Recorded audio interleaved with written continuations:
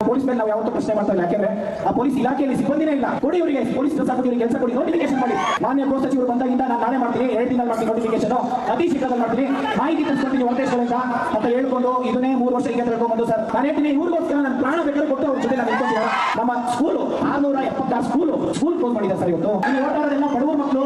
ನಮ್ಮ ಒಂದು ಕೂಗನ ಯಾರು ಕೇಳಕ್ ತಯಾರಿಲ್ಲ ಸರ್. 4ನೇ ಸಲ ಸರ್ ನಾವು ಮಾಡ್ತಾ ಇರೋದು ಇದನ್ನ. ಅವರು ಇದ್ರ ಬಗ್ಗೆ ಒಂದೇ ಸ್ಟೇಟ್ಮೆಂಟ್ ಕೊಟ್ಟಿದ್ದಾರೆ ಮುಖ್ಯಮಂತ್ರಿ ಅವರು. ಒಂದೇ ಒಂದು ಸ್ಟೇಟ್ಮೆಂಟ್ ಕೊಟ್ಟಿಲ್ಲ. ಇದೇ ನಮ್ದು ಲಾಸ್ಟ್ 3 ವರ್ಷ ಇಲ್ಲಿ ಕೇಳಿ, ಇದೇ ನಮ್ಮ ಲಾಸ್ಟ್ ಶಾಂತಿಯುತವಾದಂತ ಹೋರಾಟ.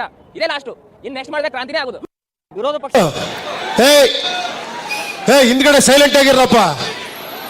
ಯಾರೇ ಅದು? ಸೈಲೆನ್ಸ್. ಎಲ್ಲರಾಗಲಿ ಸರ್ಕಾರ ಆಗಲಿ ಆಡಳಿತ ಪಕ್ಷವಾಗಲಿ ಯಾವಾಗಲೇ ಯುವಕರ ಪರವಾಗಿ ಧ್ವನಿ ಎತ್ತೇ ಇಲ್ಲ. ಇದೊಂದು ಅವ್ರದ್ದು ಎಲ್ಲರದು ನಾಟಕ ಕಂಪನಿ ಆಗೈತೆ. ಇವತ್ತಿರ್ತಕ್ಕಂಥ ಸಿದ್ದರಾಮಯ್ಯ ಅವರು ಇಮಿಡಿಯೇಟ್ಲಿ 1 ಲಕ್ಷ ನೋಟಿಫಿಕೇಶನ್ ಮಾಡ್ತಾರೆ, ಆರ್ಡರ್ ಮಾಡಿ ಯುವ ಸಮಯ ಎದ್ದು ಹೋಗುತ್ತೆ. ಆದ್ರೆ ಇದ್ರ ಯಾವುದೇ ಕಾಲಕ್ಕೂ ಇವ್ರು ನಾಟಕ ಮಾಡಿ ಹುಡುಗನ ಏನಾದ್ರು ಸಂಭಾಳಿಸಬೇಕು ಅನ್ನೋದು ಏನಾದ್ರು ಅವ್ರ ತಲೆಯಾಗ ಯಾವ್ದು ಕೆಲಸ ಆಗುದಿಲ್ಲ. 5-6 ವರ್ಷದಿಂದ ನಾವು ಇಲ್ಲಿ ಧಾರವಾಡ ಓಡಾಕತ್ತೀವ್ರಿ. ಯಾವುದೇ ಒಂದು ಕಾಲ್ಫಾರ್ಮ್ ಇಲ್ಲ. ಕೇಳಿದ್ರೆ ಇವತ್ತು ಮಾಡ್ತೀವಿ, ನಾಳೆ ಮಾಡ್ತೀವಿ, ನಾಡ್ದು ಮಾಡ್ತೀವಿ ಅಂತ ಹೇಳಿ ಸುಳ್ಳು ಭರವಸೆಗಳನ್ನ ಕೊಟ್ಟು ಮುಂದಕ್ಕೆ ಹಾಕ್ತಾನೆ ಹೋಗ್ತಾ ಇದ್ದಾರೆ. ಈ ಭ್ರಷ್ಟ ಸರ್ಕಾರ ಆದಷ್ಟು ಬೇಗ ಎಚ್ಚೆತ್ತು ನಮ್ಮ ಎಲ್ಲಾ ವಿದ್ಯಾರ್ಥಿಗಳ ಆಸೆಗಳನ್ನು ಈಡೇರಿಸಿ. ಧಾರವಾಡದಲ್ಲಿ ಇವತ್ತು ಜೆನ್ಜಿ ಮಾದರಿಯಲ್ಲಿ ಒಂದಿಷ್ಟು ಯುವಕರು ಅಥವಾ ಸಾವಿರಾರು ಯುವಕರು ಹೋರಾಟವನ್ನು ಮಾಡಿದ್ದಾರೆ. ರಾಹುಲ್ ಗಾಂಧಿ ವಿರುದ್ಧ ಶಿಕ್ಷಣಕ್ಕೆ ಕಾಶಿ ಧಾರವಾಡದಲ್ಲಿ ಇವತ್ತು ಜೆನ್ಜಿ ಮಾದರಿಯಲ್ಲಿ ಒಂದಿಷ್ಟು ಯುವಕರು ಅಥವಾ ಸಾವಿರಾರು ಯುವಕರು ಹೋರಾಟವನ್ನು ಮಾಡಿದ್ದಾರೆ. ರಾಹುಲ್ ಗಾಂಧಿ ವಿರುದ್ಧ ಜೆನ್ಜಿ ಯುವಕರು, ರಾಹುಲ್ ಗಾಂಧಿ ಹೇಳಿದ್ದು ಮೋದಿ ವಿರುದ್ಧ ಜೆನ್ಜಿನಲ್ಲಿ ಯುವಕರು ಬಂದು ಮಾಡ್ತಾರೆ, ಓಡಿಸ್ಬಿಡ್ತಾರೆ ದೇಶದಿಂದ ಅಂತಿದ್ರು.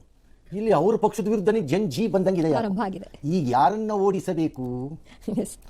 ರಾಜ್ಯ ಸರ್ಕಾರದ ವಿರುದ್ಧ ಯಾಕೆ ಹೇಳ್ತೀನಿ ಅಂದ್ರೆ ಸುಮ್ಮನೆ ಮಾತಾಡ್ತಿರ್ತಾರೆ, ಅದಕ್ಕೆ ಹೇಳೋದು ನಾನು. ಏನೋ ರಾಜ್ಯ ಸರ್ಕಾರದ ವಿರುದ್ಧ ಸಾವಿರಾರು ಉದ್ಯೋಗಾಕಾಂಕ್ಷಿಗಳು ಸಿಡಿದಿದ್ದಾರೆ.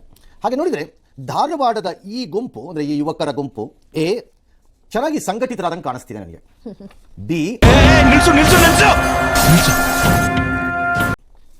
ಹಿಂದಿನ ಒಂದ್ಸರಿ ಮಾಡಿದ್ರು ಇವ್ರದನ್ನ ಅಂತ ನನ್ನ ನೆನಪು. ಈಗ ನನಗೆ ಖಾಲಿ ಇರುವ ಹುದ್ದೆ ನೇಮಕ, ವಯೋಮಿತಿ ಸಡಲಿಕೆ ಸೇರಿದಂತೆ ವಿವಿಧ ಪ್ರತಿಭಟನೆಗಳನ್ನು ಮುಂದಿಟ್ಟುಕೊಂಡು ವಿವಿಧ ಬೇಡಿಕೆಗಳನ್ನು ಮುಂದಿಟ್ಟುಕೊಂಡು ಈ ಪ್ರತಿಭಟನೆ ನಡೆದಿದೆ. ಉದ್ಯೋಗಾಕಾಂಕ್ಷಿಗಳ ಇವತ್ತಿನ ಹೋರಾಟ ಸ್ವಲ್ಪ ಉಗ್ರವಾಗಿ ಇತ್ತು ಸ್ವರೂಪ. ಸ್ವಲ್ಪ ಯುವಕರಲ್ಲವೇ ಸಹಜವಾಗಿ ಅದು ಇರುತ್ತೆ. ಜೆನ್ಜಿ ಅಲ್ವಾ? ರಾಹುಲ್ ಗಾಂಧಿ ಗೊತ್ತಾಗಬೇಕಲ್ಲ ಹೇಗಿರುತ್ತೆ ಜೆನ್ಜಿ ಅಂತ. ಉದ್ಯೋಗಾಕಾಂಕ್ಷಿಗಳ ಪ್ರತಿಭಟನಾ ಮೆರವಣಿಗೆ ಧಾರವಾಡದ ಶ್ರೀನಗರದಿಂದ ಶುರುವಾಗಿ ಮಿಶಿಗನ್ ಕಾಂಪೌಂಡ್ ಬಳಿ ಬರುತ್ತಿದ್ದಂತೆ ಪೊಲೀಸರು ತಡೆಯೋದಕ್ಕೆ ಮುಂದಾಗಿದ್ದಾರೆ. ಆ ವೇಳೆ ಒಂದಿಷ್ಟು ತಳ್ಳಾಟ, ನೂಕಾಟ ಎಲ್ಲ ಆಗಿದೆ. ಪರಿಸ್ಥಿತಿ ನಿಯಂತ್ರಣ ಮಾಡಕ್ಕೆ ಪೊಲೀಸರು ಹರಸಾಹಸ ಮಾಡಿದ್ದಾರೆ. ಕಾರಣ ಏನಾದರೂ ಹೆಚ್ಚು ಕಡಿಮೆ ಮಾಡ್ಕೊಂಡು ಈ ಹಂತದಲ್ಲಿ ಪೊಲೀಸರು ಲಾಠಿ ಚಾರ್ಜ್ ಮಾಡಿದಾಗ ಯಾರೋ ಹುಡುಗನಿಗೆ ಏನೋ ಆಗ್ಬಿಡೋದು ಅಥವಾ ಇನ್ನೇನೋ ಆಗ್ಬಿಟ್ಟು ಯಾರು ಹೋಗ್ಬಿಡೋದು, ಇನ್ನೂ ಪಿಕಪ್ ಹೋಗ್ಬಿಡೋದು. ಪೊಲೀಸರಿಗೆ ಅರಿವಿದೆ. ಸಾಮಾನ್ಯವಾಗಿ ಪೊಲೀಸರು ವಿಪರೀತ ತಾಳ್ಮೆನ ತೋರಿಸ್ತಾರೆ 2 ಗುಂಪುಗಳು ಸಂಘರ್ಷಕ್ಕೆ ಇಳಿದಾಗ. ಒಂದು ಈ ಆಶಾ ಮತ್ತು ಅಂಗನವಾಡಿ ಕಾರ್ಯಕರ್ತೆ ಹೆಣ್ಣು ಮಕ್ಕಳು ಅನ್ನೋದಕ್ಕೆ ತುಂಬಾ ತಾಳ್ಮೆಲಿರ್ತಾರೆ. 2ನೇದು ವಿದ್ಯಾರ್ಥಿಗಳು.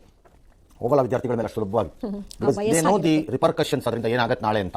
ಇದು ಹಿಂದೆಲ್ಲ ಪರಿಪಾಠ ಇದ್ದಿದ್ದು, ಈಗ ಪೊಲೀಸರು ಚೇಂಜ್ ಮಾಡ್ಕೊಂಡಿದ್ದು ನಂಗೆ ಗೊತ್ತಿಲ್ಲ. ಸರಿ, ಪೊಲೀಸರ ಜೊತೆ ವಾಗ್ವಾದ ಕೇಳಿದ್ರು, ರಸ್ತೆನ ಬಂದ್ ಮಾಡಿದ್ರು, ಬೆಂಕಿ ಹಾಕಿದ್ರು, ಆಕ್ರೋಶ ವ್ಯಕ್ತಪಡಿಸಿದ್ರು. ನೇಮಕಾತಿಗೆ ಸರ್ಕಾರದಿಂದ ನೋಟಿಫಿಕೇಶನ್ ಆಗೋವರೆಗೂ ನಾವು ಹೋರಾಟ ಬಿಡಲ್ಲ ಅಂತ ಕೂತ್ಕೊಂಡ್ರು. ಸರಿ, ಯಾರು ನೇತೃತ್ವ ವಹಿಸಿರುವಂತಹ ಕಾಂತಕುಮಾರ್ ಅವರಿಗೆ ವಶ ಪಡೆಯುವಾಗ ಪೊಲೀಸ್ ಇನ್ಸ್ಪೆಕ್ಟರ್ ತಲೆಗೆ ಒಂಚೂರು ಗಾಯ ಆಗಿದೆ. ಏನಾಗಿರುತ್ತೆ ಗಾಯ ಆಚೆ ತಳ್ಳ ಟೈಮಲ್ಲಿ ಯಾರು ಇಂಟೆನ್ಷನಲಿ ಅಲ್ಲಿ ವಯಲೆನ್ಸ್ ಮಾಡ್ದಂಗೆ ಕಾಣಿಸ್ತಿಲ್ಲ ನನಗೆ, ಅಟ್ಲೀಸ್ಟ್ ಇಲ್ಲಿ ಸದ್ಯಕ್ಕಂತೂ ಕಂಡಿಲ್ಲ. ಪ್ರತಿಭಟನೆಯಲ್ಲಿ ಭಾಗಿಯಾಗಲು ವಿಪಕ್ಷ ನಾಯಕ ಅಶೋಕ್ ಬಂದರು. ಆಗ ಹುಡುಗರುಗಳು ಅಥವಾ ಯುವಕರು ರಾಜಕೀಯ ಬೇಡ ಹೋಗ್ರಪ್ಪ, ಸುಮ್ಮನೆ ನೀವು ಕಲಿಮರ ನಾವು ಪಕ್ಷಾತೀತ ಮಾಡ್ಕೊತೀವಿ ಅಂತ ಹೋಗಿದ್ದಾರೆ.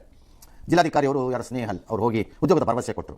ಜಿಲ್ಲಾಧಿಕಾರಿ ಉದ್ಯೋಗದ ಭರವಸೆಯನ್ನ ಮೇಡಮ್ ಸರ್ಕಾರದ ಗಮನಕ್ಕೆ ತರ್ತೀನಿ ಅಂತ ಹೇಳ್ಬೋದೇ ಹೊರತು ನೀವು ಭರವಸೆ ಕೊಡೋ ಲೆವೆಲ್ ಅಲ್ಲಿ ಅದಿಲ್ಲ. ಸುಮ್ಮನೆ ಹೇಳ್ಬಿಟ್ಟು ನಾಳೆ ಇನ್ನೊಂದ್ಸರಿ ಬಂದಾಗ ನೀವು ತಗೊಳ್ಕೋಬೇಡಿ ಅನ್ಯಾಯವಾಗಿ. ಅದು ನಿಮ್ಮ ಕೈಯಲ್ಲಿ ಇಲ್ಲ. It's not in your powers. ಅಷ್ಟೇ, as simple as it is. ಗಮನಕ್ಕೆ ತರಬಹುದು, ಸರ್ಕಾರದ ಗಮನಕ್ಕೆ ತರಬೇಕಷ್ಟೇ. ಸಂಜೆ ಹೊತ್ತಿಗೆ ಈಗ ಪ್ರತಿಭಟನೆ ನಿಂತಿದೆ.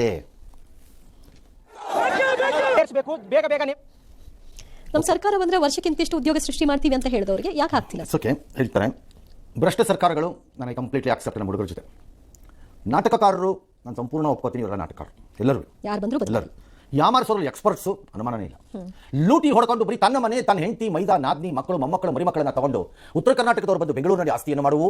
ಬೆಂಗಳೂರಿನಲ್ಲೇ ಆಸ್ತಿಯನ್ನು ಮಾಡಿಕೊಂಡು ಆ ಕಡೆ ತಿರುಗಿಯೂ ನೋಡದೆ ಮೊಮ್ಮಕ್ಕಳು ಒಂದಿನ ಭಾಗಕ್ಕೆ ಹೋಗ್ತಿದ್ರು ಸರಿ, ಬುರುಡೆ ಬಿಟ್ಕೊಂಡು ತಿರುಗಾಡ್ತಾ ಇರುವಂಥ ಕಚಡಗಳು ಎಲ್ಲರೂ ಕೊಟ್ಟರೆ ಉತ್ತರ ಕರ್ನಾಟಕದವ್ರಿಗೆ ಬಂದು ಲೀಡರ್ಗಳು, ದೊಡ್ಡ ಲೀಡರ್ಗಳು ಏನು ಕಡೆ ಪಂಪೆ ಹಾಕಿದಿರಿ ಅಲ್ಲಿ ಅಂತ. ಬಹುತ್ ಹೈದರಾಬಾದ್ ಕರ್ನಾಟಕ ಅಂಡ್ ಮುಂಬೈ ಕರ್ನಾಟಕ ನಾನು ಹೇಳ್ತಿರೋದು.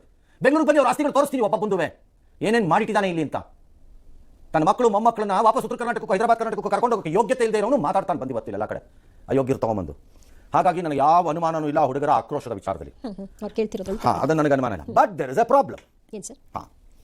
ಜಾಬ್ ಸೆಕ್ಟರ್ ಅಂದ್ರೆ ಉದ್ಯೋಗದ ಕ್ಷೇತ್ರ ಯಾವುದು ಬೆಳೀತಾ ಇದೆ ದೇಶದಲ್ಲಾಗಲಿ ಯಾವುದೇ ದೇಶದಲ್ಲಾಗಲಿ ಎಲ್ಲ ದೇಶ ಯಾವ ಬೋಳಿ ಮಗನಿಗೆ ಅರ್ಥಗಳು ಭಾರತವೂ ಸೇರಿದಂತೆ ಸರ್ಕಾರಿ ನೌಕರಿಯ ಜಾಬ್ ಉದ್ಯೋಗದ ವಿಭಾಗ ಕ್ಷೇತ್ರ ಏನಿದೆ ಅದು ಕುಸಿತಾ ಇದೆ ಎಲ್ಲ ಕಡೆ.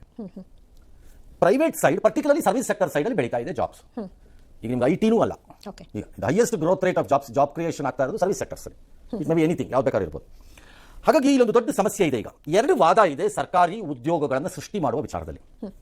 ಒಂದು ವಾದ, ಅನಿವಾರ್ಯ ಮತ್ತು ಅವಶ್ಯಕವಾದಂತಹ ಹುದ್ದೆಗಳನ್ನು ಮಾತ್ರ ಸರ್ಕಾರಗಳು ಭವಿಷ್ಯದಲ್ಲಿ ತುಂಬಬೇಕು ಮತ್ತು ಉಳಿಸಿಕೊಂಡು ಹೋಗಬೇಕು. ಅದನ್ನು ಬಿಟ್ಟು ಸರ್ಕಾರ ಉದ್ಯೋಗ ಕೊಡುವ ಕಾರ್ಖಾನೆಯಾಗಿ ಕೆಲಸ ಮಾಡುವುದಕ್ಕೆ ಆಗುವುದಿಲ್ಲ ಇವತ್ತಿರುವ ಆರ್ಥಿಕ ಸ್ಥಿತಿಗತಿಗಳಿಗೆ ಅಂತ ಇದೆ.